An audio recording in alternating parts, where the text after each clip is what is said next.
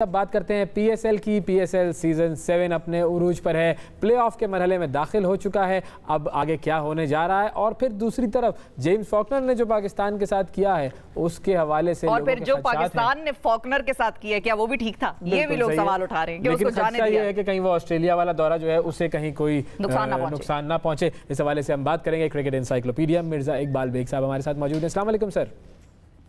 वालेकुम अस्सलाम। ओवैस और शिफा, आप दोनों को अगरचे अब तो 11 बज गए, सुबह बखैर। सुबह बखैर सर, बहुत शुक्रिया आपका, आपने वक्त निकाला प्रोग्राम के लिए। सर जेम्स फॉकनर से ही शुरू करते हैं कि ये क्या अजीब बेहूदगी मचाई उसने होटल में, और उसके बाद हेलमेट जो है वो लगा हुआ है शैंडलियर में, सर अंदाजा लगाएं। और ये अगर इस तरह के मामलात होते हैं तो ठीक है, हमने बैन तो कर दिया, लेकिन ये इसका तो माजी भी दागदार रहा है बंदे का। वो आदि मुजरिम जिसे कहते हैं ना, कि वो था जेम्स फॉकनर। इंग्लैंड में पकड़ा गया, उसके अलावा वेस्ट इंडीज टीम पर तनकीद की, बिग बैश में उसको अपनी टीम से निकाला गया। तो बहुत सारी चीजें थी जिसकी वजह से आप ये कह सकते हैं कि जेम्स फॉकनर जो है उसके साथ सही हुआ। मैं समझता हूँ पाकिस्तान क्रिकेट बोर्ड ने उसके साथ बिल्कुल सही किया। उसकी वजह यह है कि वो पहले ही 70% पेमेंट ले चुका था और पैसे की हिरस और अपने आप को वो सुपरस्टार समझ रहा था। शायद यही वजह है कि उसे ऑस्ट्रेलियाई टीम में अब शामिल नहीं किया जा रहा, ड्रॉप हो गया है। लेकिन उसने जाते जाते पाकिस्तान सुपर लीग पर एक बुरा तासुर कायम करने की कोशिश की, क्योंकि आज तक 2016 से लेकर 2022 आ गया है, कभी किसी खिलाड़ी के पैसे नहीं रुके, पैसे हमेशा वक्त पर मिले। और 70% अमाउंट तो जैसी लीग शुरू होती है खिलाड़ी के अकाउंट में चला जाता है, और 30% जो है 40 दिन के बाद चला जाता है। तो फॉकनर ने ये एक ड्रामेबाजी की और उसका उसे खमियाजा भुगतना पड़ेगा। दुनिया की दीगर लीग्स भी अब उसके इकदाम के बाद और पाकिस्तान क्रिकेट बोर्ड के मौक़िफ़ के बाद अब शायद ही उसे कोई अपनी टीम में शामिल करे। तो ये ऑस्ट्रेलिया के दौरे को तो कोई इससे नुकसान नहीं पहुंचेगा सर? पाकिस्तान क्रिकेट बोर्ड अगर कोई हार्श डिसीजन लेता हुआ है, जिस तरह उसने इमिग्रेशन हुकाम से बदतमीजी की, या अगर उसके खिलाफ और कोई कार्रवाई होती, हाथापाई की, लेकिन शिफा उसके खिलाफ अगर और ज्यादा एक्शन लेते तो ऑस्ट्रेलिया की टीम को इतवार को 27 फरवरी को पाकिस्तान आना है, तो थोड़ा सा तलखी सी पैदा हो सकती थी। लेकिन ऐसा कुछ नहीं हुआ, वो चला गया यहाँ से। और ऑस्ट्रेलिया, लेकिन ये मैसेज भी देना ठीक था क्या कि आप इधर आए, तोड़फोड़ करें, हाथापाई करें और फिर आराम से चले जाएं और हम मतलब चूं भी ना करें? ये तो वही वाली बात हो गई कि उसने हमारे मुंह पे पाँव रख दिया और हम भी खामोश रह गए हैं। मतलब ठीक है, आगे एक दौरा है, मुझे पूरा इदराक है कि हमारी पोजीशन क्या होती है ऐसे इंटरनेशनल मामलात में, लेकिन एक आधे दिन की तो हवालात की सैर हो ही सकती थी। मसलियत भी कोई चीज होती है ना। तो एक तो ऑस्ट्रेलिया की टीम शिफा 24 बरस के बाद पाकिस्तान के दौरे पर आ रही है, सब मुंतज़िर है 1998 के बाद। तो बहुत सारे फैक्टर्स जो थे जमा हो गए थे। ऑस्ट्रेलिया आएगी तो फिर दुनिया ये कहेगी कि पाकिस्तान में इंटरनेशनल क्रिकेट बहाल हो गई। अब इंग्लैंड आएगी इस साल अक्टूबर में, तो मैं समझ रहा हूँ कि पाकिस्तान क्रिकेट बोर्ड ने या हुकूमत पाकिस्तान ने दानिशमंदी से काम लिया। सही है, वाइज डिसीजन था, बिल्कुल सही है। अब अगर हम प्लेऑफ्स की बात करें, 4 टीमें प्लेऑफ में पहुंच गई, कराची और कोयटा ना पहुंच सके। ये कराची का जो हाल है वो इतना बेहाल क्यों हुआ? रिकॉर्ड बना दिया कि आज तक 2016 से पीएसएल हो रही है, कोई भी टीम एक इवेंट में 9 मैच नहीं हारी। इससे पहले last year Quetta Gladiators 8 match हारी थी, लेकिन कराची ने तो रिकॉर्ड अपने पैरों तले रौंद दिया। और जिस तरह की उनकी कारकर्दगी रही, मैं तो समझता हूँ बड़ी मायूस कुन कारकर्दगी। और दिलचस्प बात यह है कि इस टूर्नामेंट में मुल्तान सुल्तान लाहौर कलंदर से हारी जी, और कराची भी नंबर 1 टीम है। कराची ने लाहौर को हराया, उसने लाहौर कलंदर को हरा दिया। ये भी हैरत, वरना 10 आउट ऑफ 10 होता दोनों का। मुल्तान 10 मैच जीत चुका होता कंटिन्यूस और कराची 10 मैच हारता कंटिन्यूस। लाहौर ने दोनों को रोक लिया।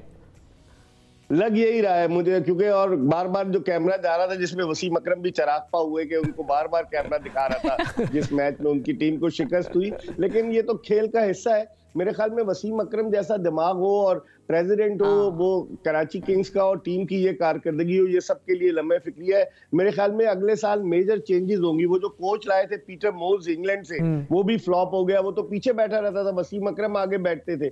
आपने कहीं देखा कि किसी टीम का प्रेसिडेंट बाउंड्री लाइन के नजदीक जाकर कप्तान को हिदायत दे रहा हो? अमूमन ये कोच जो वो फुटबॉल वाला सीन हो गया था, वैसे मुझे तो लग रहा था। बिल्कुल, अच्छा ये वो तो वो बताता है। हाँ, वो फुटबॉल में तो बड़े जज्बाती हुए होते, लेकिन वो उधर वो यूनिवर्स बॉस ने भी एक ट्वीट दागी है कि मैं अगले साल जो है वो कराची किंग्स की कोचिंग करूंगा।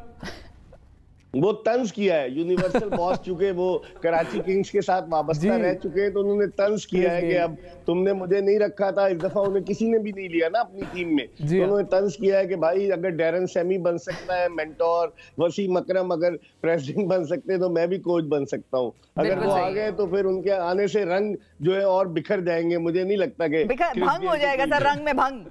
तो प्लेऑफ में क्या देख रहे हैं सर आप? सही आपने जी, प्लेऑफ्स में सर क्या देख रहे हैं? देखिए प्लेऑफ में मुझे तो लग रहा है मुल्तान सुल्तान एक अच्छी टीम, 9 मैचेस जीती है 10 में से, तो मुल्तान सुल्तान के चांसेस है कि, लेकिन लाहौर कलंदर्स को शिफा और वैस जो क्राउड सपोर्ट कर रहा है लाहौर का, आप देखें लाहौरी तो दीवाने हुए वो प्ले कार्ड्स लेकर आते हैं अपनी टीम के लिए, 24,000 की कैपेसिटी, फुल हाउस हुआ है, बच्चे बूढ़े जवान औरतें सब, तो लाहौर को क्राउड का सपोर्ट हासिल होगा मैं समझता हूँ, लेकिन मुल्तान को आप आसान नहीं ले। और पेशावर ज़ल्मी का आज लाहौर से जो मैच है उसके बाद ये फैसला होगा नंबर 2 और नंबर 3 पे कौन सी टीम आती है, तो मेरे ख्याल में एक बड़ा चैलेंजिंग टास्क होगा लाहौर के लिए, क्योंकि अब लोगों की तवक्कुआत उनसे बहुत ज्यादा हो गई है। और जब पेशावर जो है आउट होती है, हाँ, पेशावर जो है वो पहली टीम है जो कि 7 प्लेऑफ्स खेलेगी, तो पेशावर से आपकी कोई उम्मीद नहीं है? हाँ। पेशावर के देखे ना, अब वो जो लायम लिविंगस्टन जो इंग्लैंड के प्लेयर हैं वो नहीं खेल रहे आज, शेरफन रदरफर्ड चले गए, तो पेशावर के लिए सेटबैक तो है ना, उनके मेन प्लेयर्स अगर नहीं होंगे तो उनके लिए बड़ी मुश्किल हो सकती है पेशावर के लिए।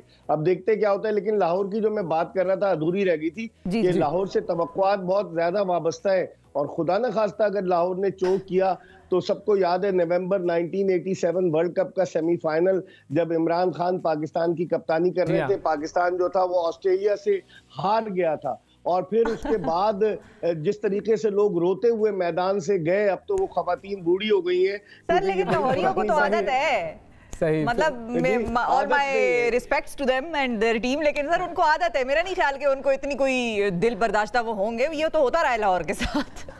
वो जिंदा दिलाने लाहौर है शिफा, मुझे लग रहा है कि वो इस वक्त जो है ना लाहौर वाले जो है वो यकीनन सदमा बर्दाश्त करने की सकत नहीं रखते। 2020 में फाइनल में लाहौर को कराची ने हराया था, अब लाहौर के लिए सुनहरी मौका है कि इस दफा वाहिद टीम है जो आज तक नहीं PSL जीती, बाकी 5 की 5 टीमें जीत चुकी हैं, तो लाहौर के लिए मौका है कि इस दफा वो जो है ना वो कुछ अपने कुछ कर जाए। बिल्कुल सही है। अच्छा मिर्जा साहब ये बताएं, लोग ये सवाल कर रहे हैं आमिर को क्यों नहीं खिलाया? नहीं, आमिर तो पहले एक तो नाराज हो गए, उनकी कैटेगरी चेंज की गई, फिर उसके बाद वो अब तक अपने आप को वही मोहम्मद आमिर समझ रहे हैं कि जिसने जब अपना कैरियर शुरू किया था और वो पीक पर था, लेकिन बाद में हुआ ये कि वो अनफिट हो गए और उनके मसाइल भी थे। अब इतने सारे फास्ट बॉलर्स आ रहे हैं कि आमिर की अब पाकिस्तान को कमी महसूस नहीं होगी, तो मेरे ख्याल में ये भी एक सेटबैक है।